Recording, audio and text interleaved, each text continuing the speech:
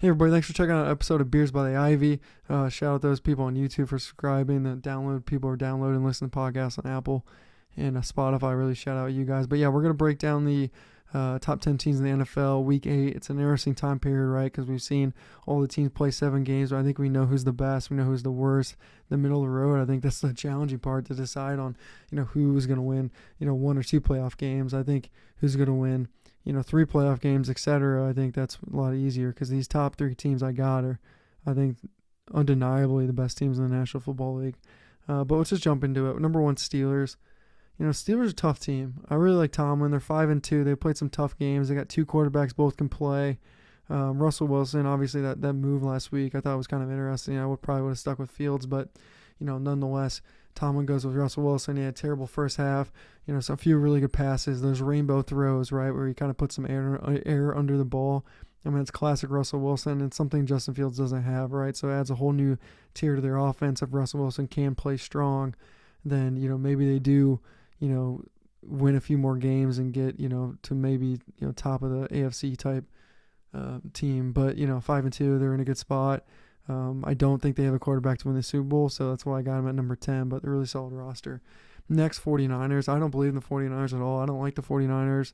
I think Kyle Shanahan's offense is cool. I think Brock Purdy's just early in his career. I don't think he's that good right now. I think he can definitely get better. I see why people believe in him. But for me, I just don't think he can compete against the top-tier quarterbacks. I think we saw it last week, right? I mean, both teams have hurt. Like, the Chiefs were hurt. 49ers are hurt. Chiefs won. Why did Chiefs win? Because this guy named Patrick Mahomes is better than Brock Purdy. That's just my opinion. But yeah, the 49ers have lost the Chiefs, the Cardinals, the Rams, and the Vikings. And I think they'll make the playoffs, but I think they'll lose in the first playoff game.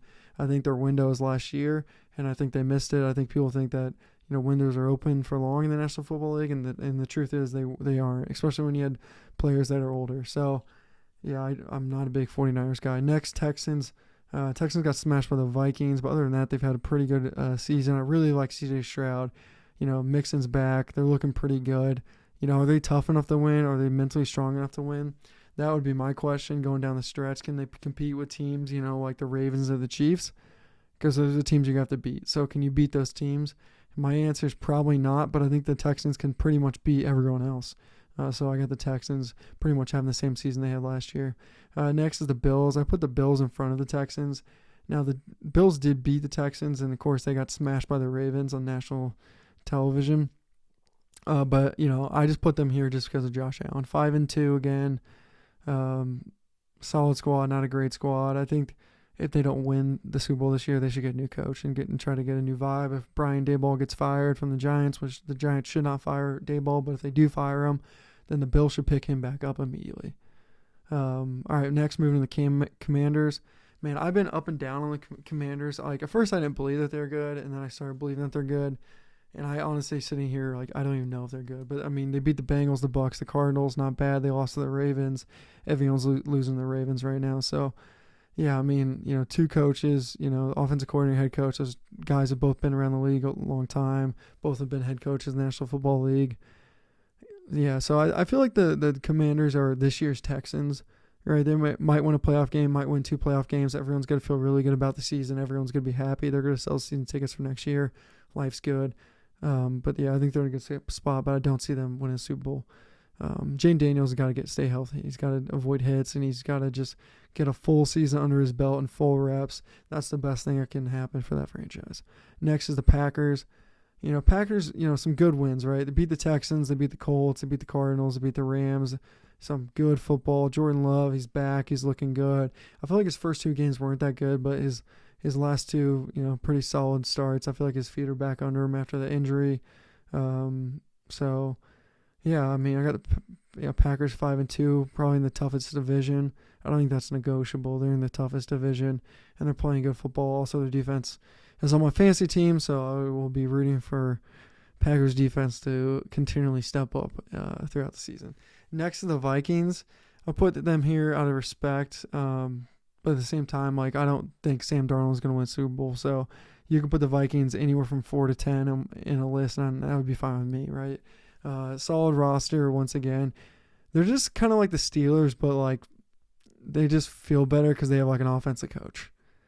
But I don't really see the Vikings. I mean, they got that, Justin Jefferson, star receiver, really, solid defense. I really like their head coach. But at the same time, it's like, you're going to beat the next three teams. Are the Vikings really going to beat the next three teams in the playoffs? I just don't think so. I feel like they're a good story for the National Football League, like they were like a couple years ago with like Case Keenum. But at the same time, it's like, I don't think they're going to beat the next three teams I got on this list. Number 3, I got the Lions. I got them 3 because, well, honestly, Aiden Hutchinson, that really hurts. Losing, I did tape on him. Check it out on my YouTube channel, but I broke down his tape. That dude's phenomenal. And to lose him on the end, yeah, they could pick up someone on a trade, but I'm telling you right now, there's no end better than him in the National Football League. So that's just it's a big loss, right? It's just a heart and soul of that defense. But that being said, what's the offense coordinator's name? I'm completely spaced on it. But what he's doing with Jared Goff and that offense, it's so systematically perfect for Jared Goff. Play action game. That offensive line, some of the best offensive line I've seen. I did a full tape breakdown on them as well. But, they move so well together. The offensive line gets to the second level. Jared Goff hits his targets. Deadly accurate. The dude's got an absolute cannon. And I think everybody in the league, all the fans, I should say, are rooting for the Lions, man. I think that would be such a great Super Bowl winner, and I think this is probably their year. I think they took a step last year where they got to learn, okay, this is what winning's like, and that kind of momentum of happiness. Now we've settled, and now we've kind of learned how to win. So now they're going to take advantage of that knowledge of learning how to win, and hopefully they can get a lineman touchdown in the Super Bowl, but we'll see. Next are the Ravens. I think the difference between the Ravens this year and last year is they have Derrick Henry, obviously. Okay, but what does that actually mean is they're getting like this extra 1.5, 2 yards of carry from Derrick Henry that they didn't get last year, and that puts so much less stress on Lamar Jackson. I mean, there's seriously times during the game, even the Monday night game last week, that it's just so clear that the ball is going to Derrick Henry, and everybody in the stadium knows Derrick Henry's getting the ball, and then he breaks one for like 15 yards. All right, then he runs one for 4.5, and then he gets 7, and then he breaks one for 45. I mean, the dude's 250 pounds, and he's running like 21 miles per hour. It's just unbelievable, okay? Ravens offense, defense. Offense, extremely solid. Offensive line, incredible blocking. Lamar Jackson's absolutely in his prime. All those years of getting his butt kicked in the playoffs. Won 2 games last year in the playoffs. So I think this is his year to shine and compete with the big dog. And the big dog obviously is the Chiefs, 6-0. All right, Patrick Mahomes has changed. And Brady said this on the broadcast multiple times. I even heard him say it on his podcast too. But Patrick Mahomes is in the era of his stats don't matter anymore because he already proved to everyone his stats that he can have the greatest stats ever. He's in the winning football games mode. It doesn't matter his passing rating. It doesn't matter his touchdowns. It doesn't matter anything. What matters right now is him winning games. And he's in the calculation win mode. He makes plays when he has to. He throws the ball away when he has to. He's a game manager when he has to. He's the greatest superstar on planet Earth when he has to be. Okay? Chiefs are the best team in the league for a variety of reasons, right? Obviously Mahomes, but also just the offense. That offense, I did a film breakdown on it. Check it out, YouTube channel. They are so unique with their sets and their motions, and they always have a solution for Patrick Mahomes.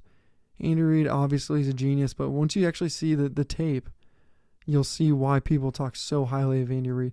And I really got to say, like, Chiefs, Ravens, and Lions, all their offenses are way more dynamic in terms of their like blocking schemes and the way they move routes and give their quarterback solutions than any other teams in the league. I just want to say that. But yeah, back to the Chiefs. So Chiefs offense, and that's why they can plug and play all these no-name receivers. You know what I mean? They just picked up Hopkins. Hopefully he can come in and step up. But it's because they just have a system, and it's plug and play. And you have to be a certain intelligence level to be part of that system. It's very much like old back in the day, like Colts, Peyton Manning, you had to be super smart to play in Peyton's system. Tom Brady, Belichick, you had to be super smart to be a Patriot. Same way with the Chiefs, man. They play chess out there. A lot of these other teams are playing checkers. Also, they got one of the best defensive coordinators, and their defense right now is flying around. Chris Jones is back, coming up the middle. So that's why they're 6-0. Best quarterback in the league, really good defensive coordinator, some good defensive pieces, and they got the best head coach, offensive coordinator. in the National Football League. And if he wins another one, he's going to be debatably the best offensive coordinator in the history of the National Football League. All right, guys, that wraps it up today. Please consider subscribing, bringing content pretty much daily. We're doing shorts, long-form content. My buddy Jake joins us a week after, Sunday night. We essentially recap the entire slate of NFL games. So, yeah, thanks, guys. Also, go IU. We got a big game this week. I went to IU, so there's some IU content I've been making. I'm pretty pumped about that. But, yeah, this has been Beers by the Ivy. Thanks for checking out. Thank you all, and we'll keep it going. Talk soon.